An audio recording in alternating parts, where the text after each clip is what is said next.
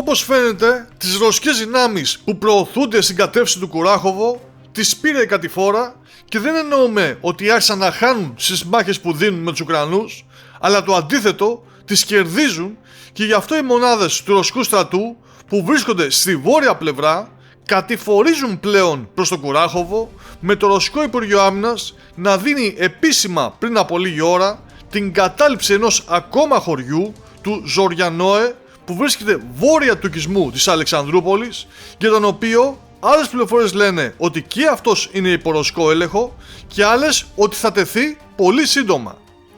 Το μάτι σου το αλήθωρο που τρέχει στον κατήφορο, λέγαμε πιτσιρικάδες σαλάνες τις δεκαετίες 70 και 80,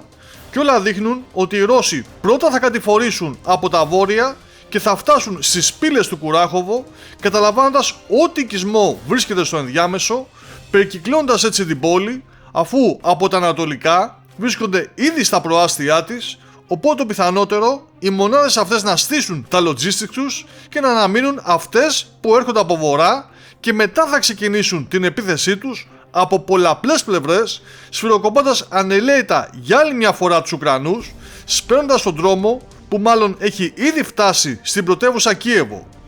Και αυτό γιατί οι δηλώσεις περί πυρηνικών όπλων από τον Ουκρανό πρόεδρο Βολοντίμιρ Ζελένσκι μόνο πανικό δείχνουν και ότι έχει γίνει πλέον κατανοητό πως οι Ρώσοι δεν σταματιούνται με συμβατικά όπλα εκτός κι αν εμπλακεί το ΝΑΤΟ. Πάντως, μαζί με τις ρωσικές μονάδες που κατηφορίζουν προς το Κουράχοβο,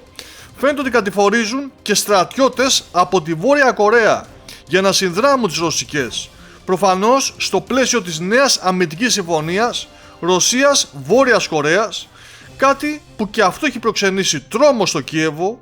που όμως θα πρέπει να θυμίσουμε ότι από την αρχή αυτής της στρατιωτικής σύγκρουσης είχε ιδρύσει σώμα ξένων εθελοντών, μισθοφόρους τους αποκαλεί η Ρωσία,